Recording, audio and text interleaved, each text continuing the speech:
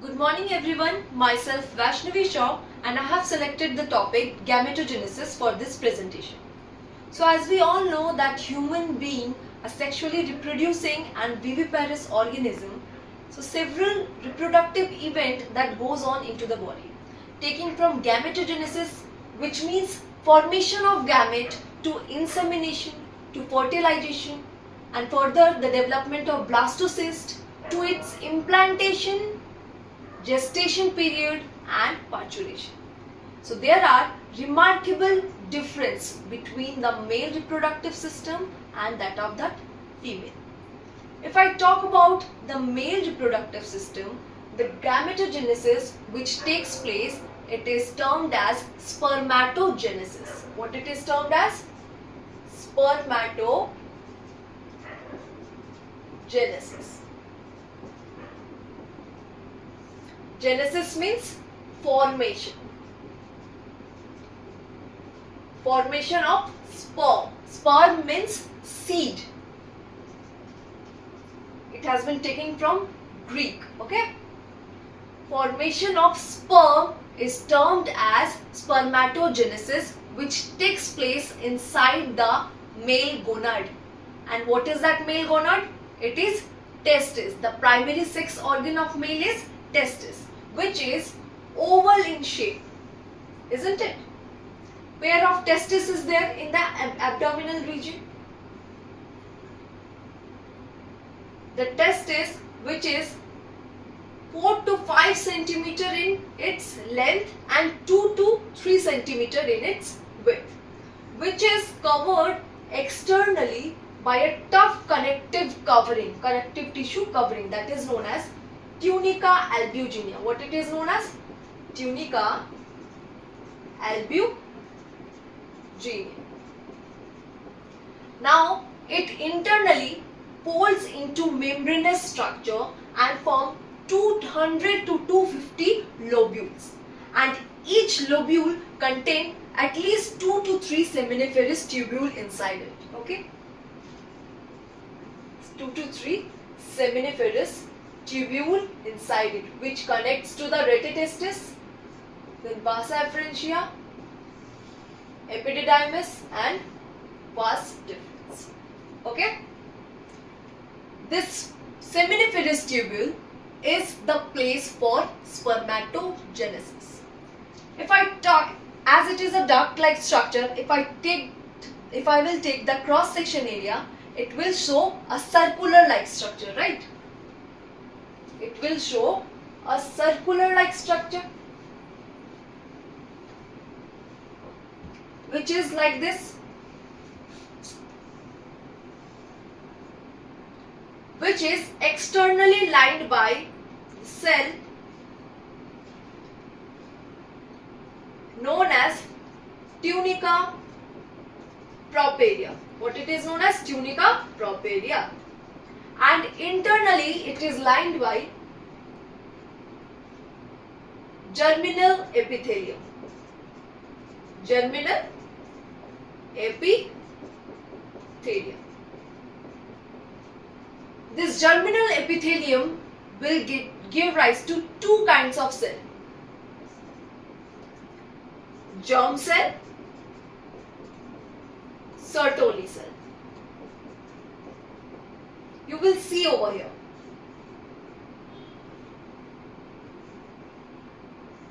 Alright, these all are germ cell. Sertoli cell with this flagellated structure which is located over here is that sperm that is embedded on it. Alright, we will see that later. And these all are germ cell. These are the growth showing spermatogenesis over here. Alright. So this germ cell will undergo the process spermatogenesis.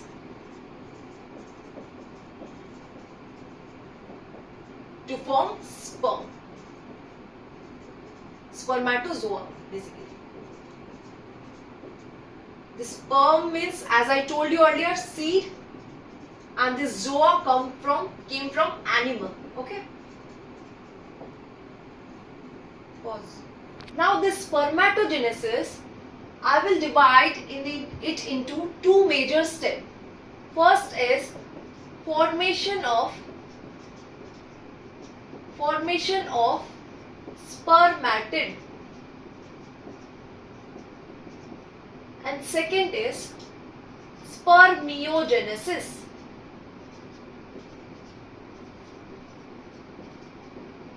And after that, spermiation occur and activation of it will occur.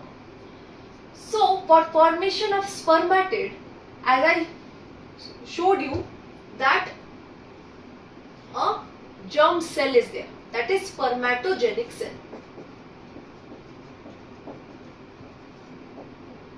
Genic cell.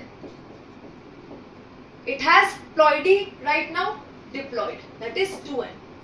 It will undergo mitosis to form type A cell, type B cell. This type A cell will get restored in the seminiferous tubule as it is, that is undifferentiated. But this type B cell will undergo division, and again division means it will divide and redivide itself to form number of cells. Basically the mitosis will occur over here. Number of cell, and this cell is known as spermatogonia.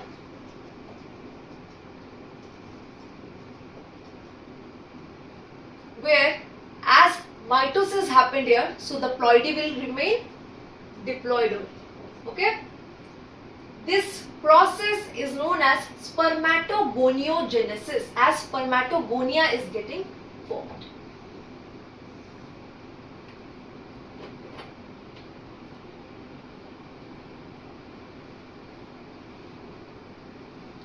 Spermatogoniogenesis.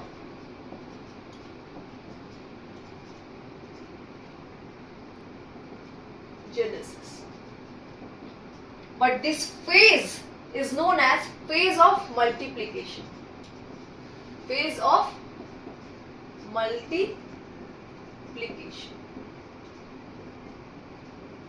As multiplication is happening over here, right? So now this one of that spermatogonia, each of the spermatogonia will undergo some changes, like it will acquire the nutritional value from the surrounding and it will get increase in size, which is now termed as primary spermatocyte.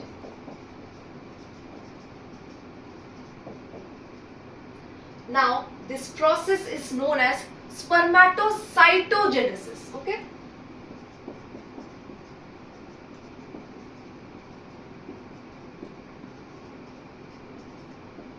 And again this phase is known as phase of growth, as growth is happening over here.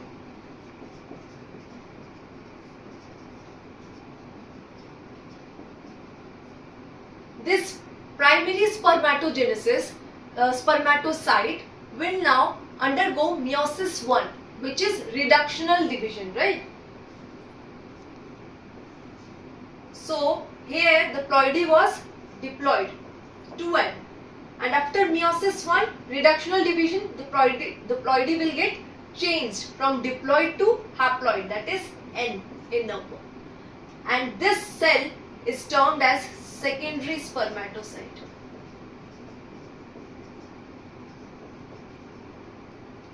And now again this secondary spermatocyte will undergo meiosis 2 to form spermatid. As meiosis 2 is same as equational division, so the ploidy will remain N only to maintain that consistency of that chromosome, spermatid. So my first step is already done. My first step is already done, that formation of that spermatid. But this spermatid is not active. It is heavy and non-motile.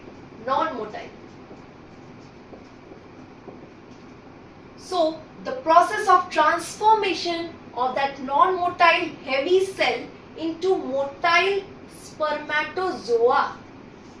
Into motile spermatozoa is known as spermiogenesis. That was the second part of that description of this spermatogenesis, right? Known as spermiogenesis.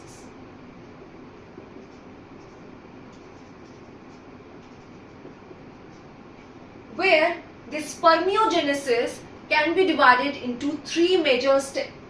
That is, I'm rubbing this. Start. So this spermiogenesis can be divided into three subdivisions. Okay. Formation of head, formation of middle piece,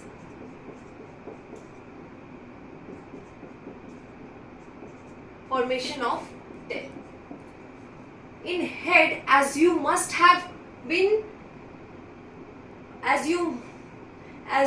be knowing the structure of that sperm, right? Mature sperm.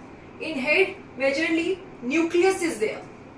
So that nucleus, which was in spermatid resembles interphase nucleus, was enlarged in size, will get compact and get reduced in size, where the unnecessary nucleoplasm or the other organelle will get discarded. Even the histone protein will get replaced by protamine, okay, which is low molecular weight protein. Nucleus will get compact and reduced. Acrosome formation will take place, where the Golgi complex will form the acrosome, which will get placed over the top of that nucleus. Alright, like this. This is the nucleus and acrosome will be present like.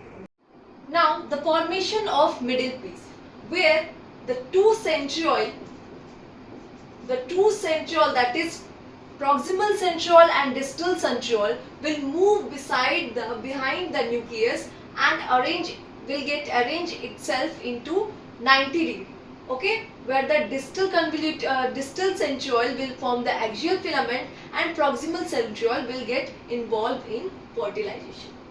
And also in middle piece, mitochondria plays a very important role. Mitochondria will concentrate around the distal centriole and the proximal part of that axial filament, which will be formed by the distal centriole. So here the proximal part of axial filament and the distal centriole will get covered. Now the formation of tail. Here the tail will form, that is the principal piece, and end piece will form taking the proximal part of that axial filament. This is the principal piece and this is the end piece. Middle piece, head. Now this spermatozoa is still not ready to get fertilized. It will get embedded into the Sertoli cell to get the nourishment. And after it is ready, it will get released from that Sertoli cell as Sertoli cell by the process of spermiation. Okay, by the process of spermiation. Now the Sertoli cell also release some factors which aids in the process of spermatogenesis.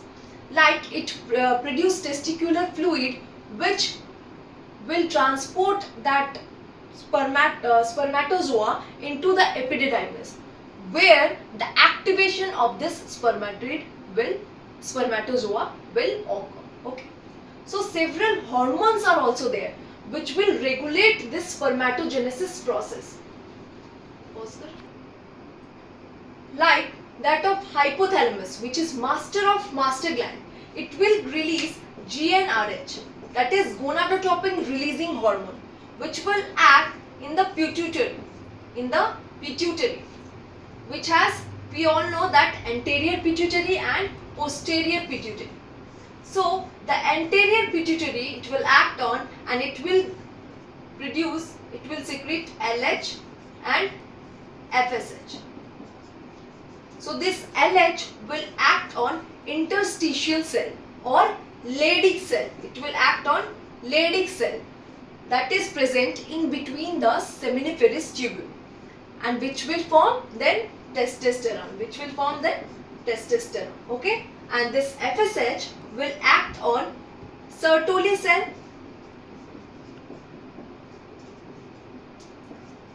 which then will produce several factors like ABP, that is androgen binding protein, inhibin, from where the negative feedback regulation can happen.